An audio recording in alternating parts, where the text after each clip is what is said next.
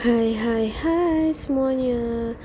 Kembali lagi bersama aku Lutfia Arum. Di video kali ini ada yang berbeda nih. Iya bener banget, aku hari ini lagi ngeringin rambut karena cuaca kali ini tuh panas banget. Jadi bikin aku ngerasa gerah dan pengennya keramas terus deh. Kalian tahu gak sih, kecantikan seringkali dianggap sebagai sebuah muara. Padahal, ia lebih menyerupai sebuah aliran sungai yang terus berubah bentuk mengikuti lekuk bebatuan dan musim yang berganti. Kali ini aku mau cerita nih tentang elegi di balik cermin kisah Elara. Dahulu kala di sebuah kota yang terobsesi dengan simetri dan kilau lahiriah, hiduplah seorang wanita bernama Elara. Elara adalah seorang pengrajin kaca yang menghabiskan hari-harinya menciptakan cermin-cermin paling jernih di seluruh negeri. Setiap hari dan setiap pagi, Elara melihat pantulan dirinya. Ia melihat garis tipis di sudut matanya sebagai musuh,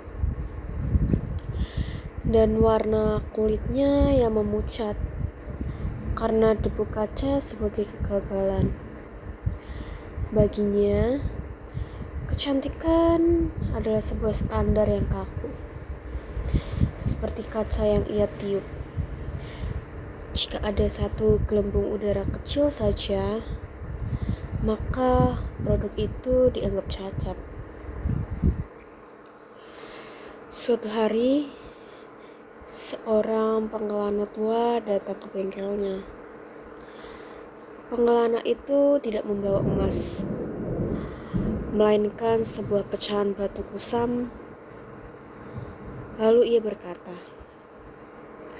"Buatkan aku bingkai untuk permata ini," pinta si pria tua itu. Elara bingung. "Tuan, ini hanya batu biasa. Tidak ada kilau, tidak ada warna. Mengapa Tuan ingin membingkai sesuatu yang tidak cantik?" Pria itu tersenyum, terutama ke Elara. Kerutan di wajahnya membentuk pola yang unik. "Elara, matamu hanya melihat cahaya yang memantul, bukan cahaya yang memancar. Pergilah ke lembah hening di balik gunung dan carilah kecantikan yang tidak bisa pecah." Terobsesi dengan rasa penasarannya, Elara pun berangkat. Di perjalanan, ia menemui 3 hal yang mengubah pandangannya. 1. Pohon tua yang beranggas. Di kaki gunung, ia melihat pohon yang kulitnya pecah-pecah dan daunnya gugur. Namun, di bawah naungannya, puluhan musafir beristirahat dengan tenang. Elara menyadari kecantikannya adalah kegunaan dan pelindungan bagi sesama. Luka sang pejuang. Ia bertemu seorang wanita yang lengannya penuh bekas luka karena menyelamatkan ternaknya dari kebakaran. Luka itu kasar, namun mata wanita itu bersinar dengan keberanian yang murni. Elara menyadari kecantikannya adalah jejak dari sebuah perjuangan dan kasih sayang. Dan yang ketiga, hutan dalam kegelapan. Saat malam tiba tanpa bulan, ia tidak bisa melihat wajahnya sendiri di sungai. Namun, ia bisa mendengar simfoni serangga dan mencium aroma tanah basah yang menenangkan. Dan Elara pun menyadari Kecantikannya adalah harmoni yang dirasakan oleh jiwa, bukan sekedar ditangkap oleh mata. Ketika Elara kembali ke kotanya, ia tidak lagi memoles cermin-cerminnya hingga menjadi obsesi yang menyiksa. Ia mulai menciptakan kaca yang memiliki gradasi warna, membiarkan tekstur alami pasir tetap terlihat.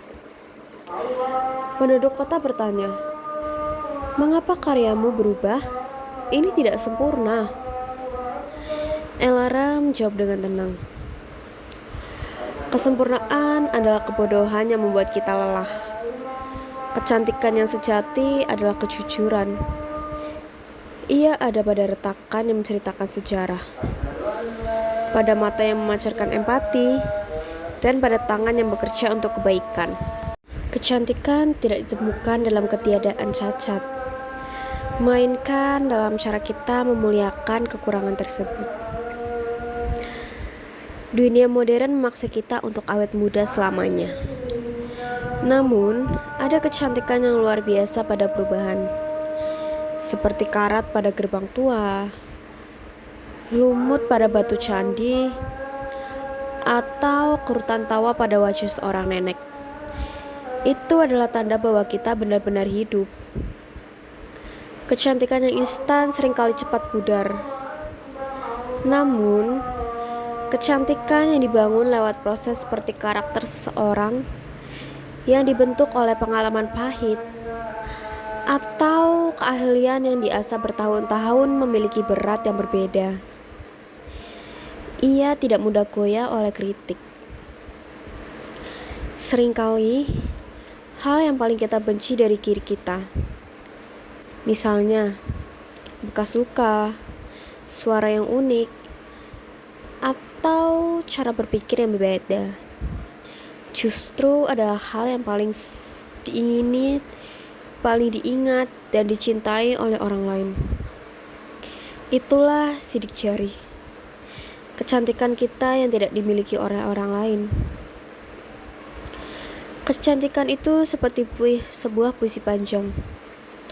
Jika ia hanya terdiri dari kata-kata manis yang berirama sempurna, ia akan terasa membosankan. Puisi yang paling indah seringkali memiliki jeda yang sunyi, kata-kata yang getir, dan kejujuran yang menelanjangi rasa sakit. Jangan pernah takut untuk retak. Karena seperti guci, retakanmu adalah tempat di mana cahaya emasmu akan bersinar paling terang. Jika sebuah kecantikan dalam, ia akan terdiri dari 3 pilar. Autentisial, menjadi diri sendiri tanpa topeng. Resiliensi, kekuatan untuk bangkit dari kegagalan. Kebaikan hati, cahaya internal yang membuat wajah seorang bersinar tanpa bantuan kosmetik. Kecantikan adalah isi yang ia tuangkan ke dalamnya setiap hari melalui tindakan dan pikirannya. Sekian dulu dari aku, bye-bye.